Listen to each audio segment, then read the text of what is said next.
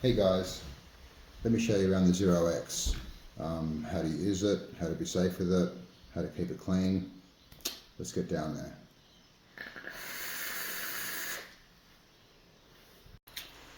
So basically, let me show you around this thing. Okay, we've got some juice on there. Firstly, this is how it fires, side fire, works really well. So you want to get your battery out. You're going to loosen your addy, couple of turns. Just started raining here, can you hear that? And battery out. See how I did this? Because the weight of the battery in the cup is what helps it come out. Because I didn't want it to be in there loose, so it's kind of tight on the tight side. Not too tight, but I just didn't want any play in there. So this will probably smoothen out over time as you use it in and out, in and out. So that comes out. That's with that's a P45B Molicel. So this is the thickest battery I have, and probably the thickest battery you're going to encounter in as far as mech batteries go. The 30T works in here great as well. It's ever so slightly taller, but it's not a problem. So here is your cup. So there's your solid silver contact. That full face makes contact with this bar. It hits really well. It hits better than a 01, believe it or not. So there's your full contact there, and there is solid silver contact, and your button where your battery is going to be touching on. If you want to remove this, like, you can clean this in place, so you can just clean this, no problem. As you can see, you can clean that dimple down there, no problem, and that's it, you're done. If you want to ever remove this, you can. You see how it's curved over and clamped onto there? So you can pop this out with a screwdriver. Be very careful not to scratch it up, and then it just comes out. And there's a silicone piece in there which won't fall out unless you want to take it out. You can remove it, and that gives you some suspension to take up the battery slack and accommodate for your 510 pin, depending on the length of that, because that's just how it needs to be. So then that slides back into place like that and fits in there pretty securely. If you do pull this out, in and out, you're probably going to want to clamp this back on after a while, because it might start becoming loose. I mean, it won't ever become too loose, because when your battery's in there, it can't go anywhere, so it's fine. But just make sure you use nylon pliers.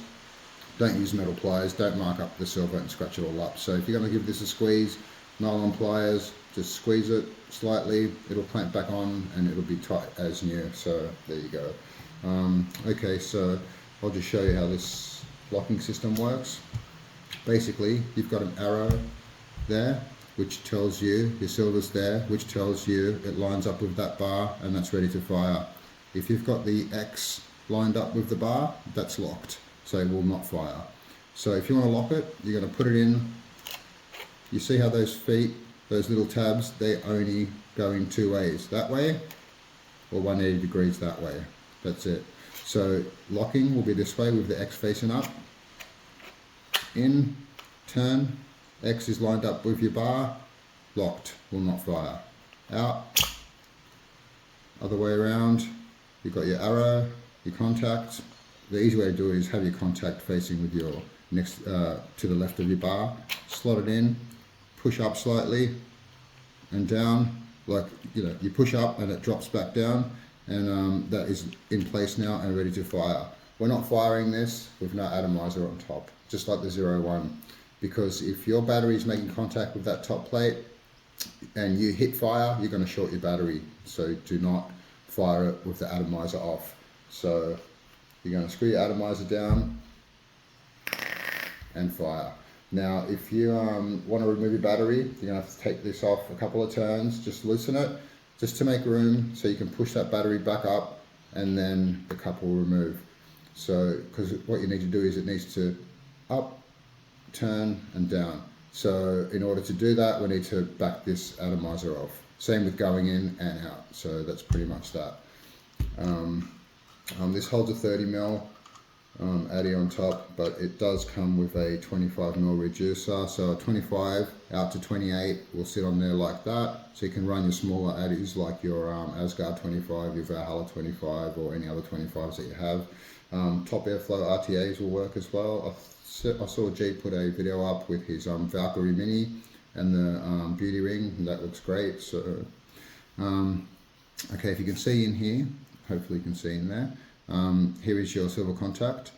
So if you want to clean this contact, you're just going to push this forward. Don't push the crap out of it. You don't want to push it so far in that you end up cracking it. So, but you can push it in a reasonable amount, easy enough for you to see that contact well and truly, and then give it a clean, just in place. That's it. Never remove that top nut that you can see right up the top there on your 510. You don't need to remove that. Do not remove it.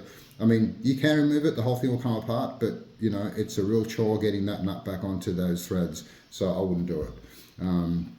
I've also got an insert in here which you never need to remove, but it is removable. So if you want to remove that, you're going to push forward towards your bar with your finger in the insert, and then just turn it ever so slightly. It's quite difficult to do, to the right, and then it will come out. Now I've made this and I've designed it so I know exactly what I'm doing in here, but when you're doing it, you're going to be fiddling around trying to get this thing out.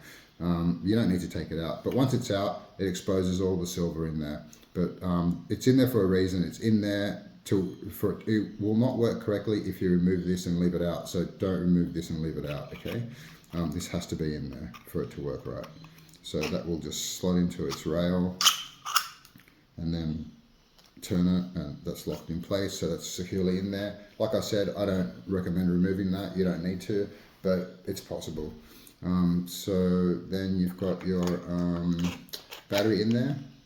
No addy, don't fire it. Do not fire it in this. This won't short. I can already see the battery's not touching, but you know, I can't speak for your situation and what battery you're using, so just don't fire it with no addy on top.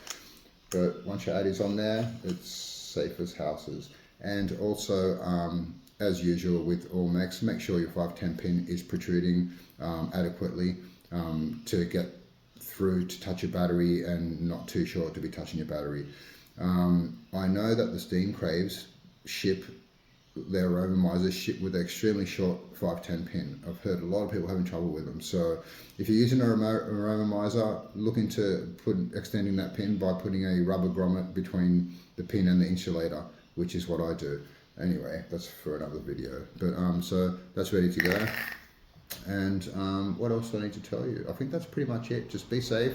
Like I said, a couple of turns when you're removing your battery and when you're inserting a battery. This needs to be loose or not there at all. And then just screw down when you're ready to use. And it's pretty basic. And maintenance on this is minimal. As you know, silver does not get dirty very easily. So if you clean this once a month, you're ahead of the game. No problem. Those contact patches, this thing hits better than the 01. I didn't think it would, but it does. I'm super happy with it. So there you go, guys. I think that's all you need to know. If you've got any more questions, you know, you can hit me up anytime. Just PM me, especially if you buy one of these. I'm there for support and whatever else. So cheers, guys.